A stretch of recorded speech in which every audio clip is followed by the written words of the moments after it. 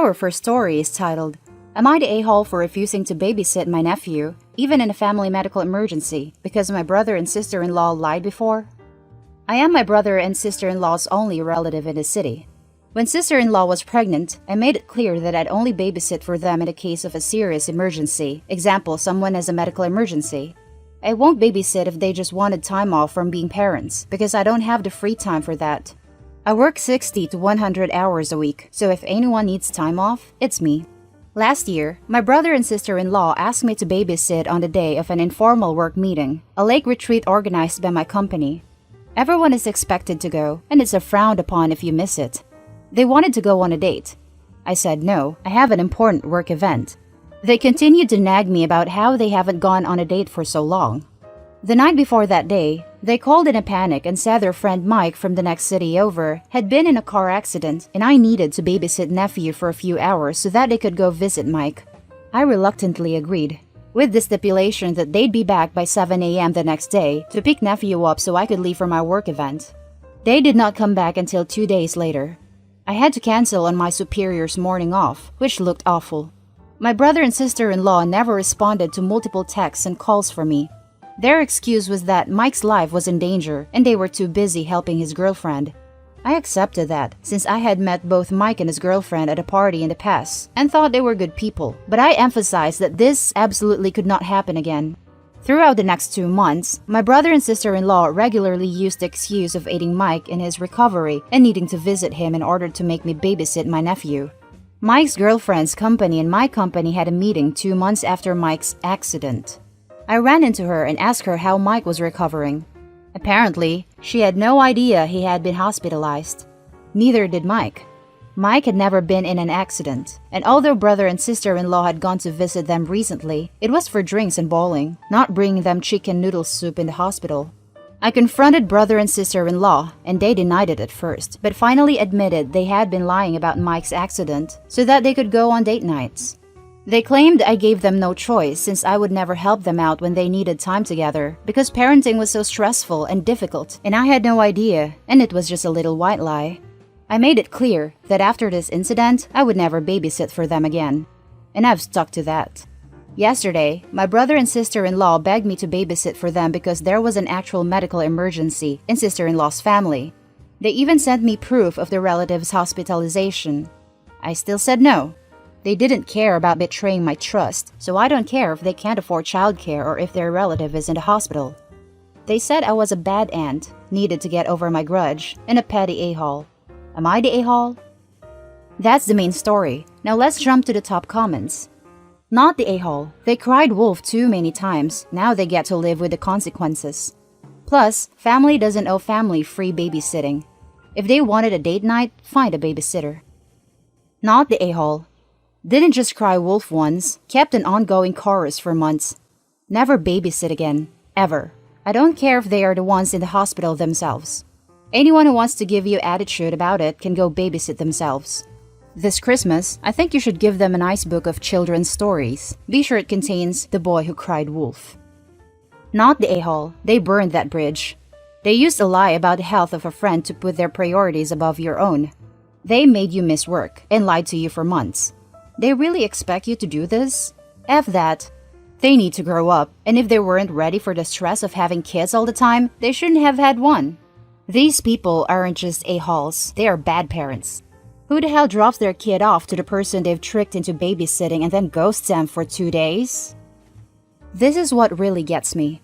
Lying for months is awful, but not coming back for 2 days and not responding to calls or texts? I would have called the police to see if they had been in an accident too, because that is the only excuse for dumping your kids and ghosting on a babysitter. Not the a-hole. Has it ever occurred to them to hire a babysitter? Your time is too valuable, and you are not responsible for their choice to procreate. They are unbelievable a-hole for lying to you.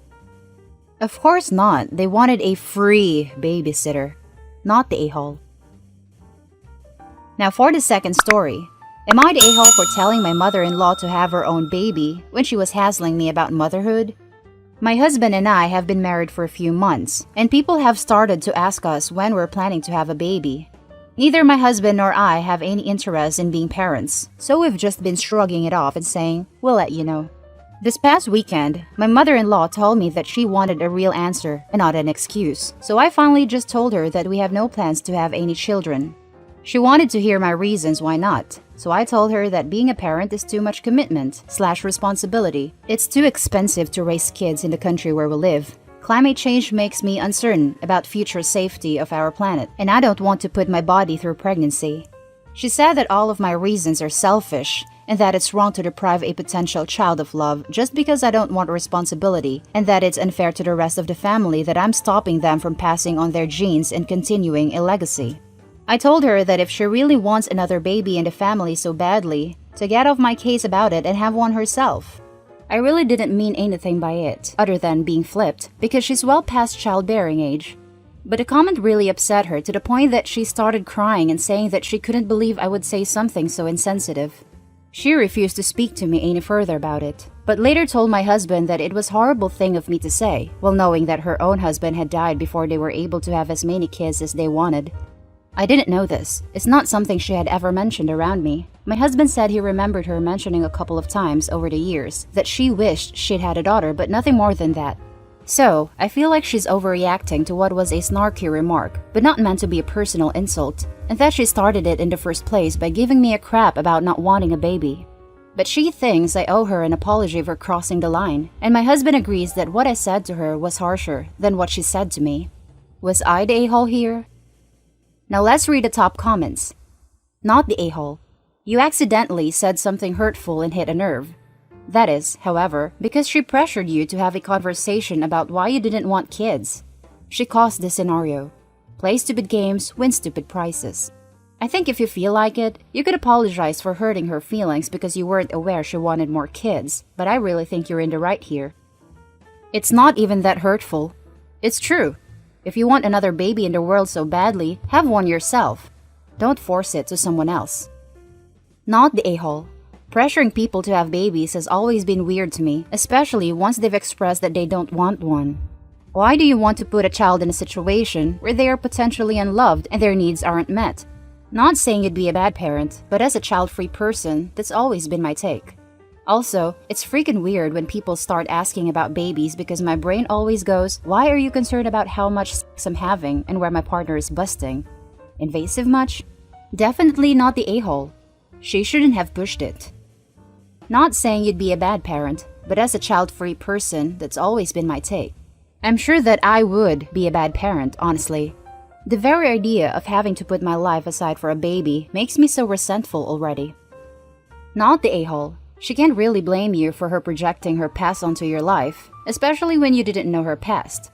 Knowing her past now, I'd say sorry I didn't know, but there are no apologies needed for your not having a child. That's your choice.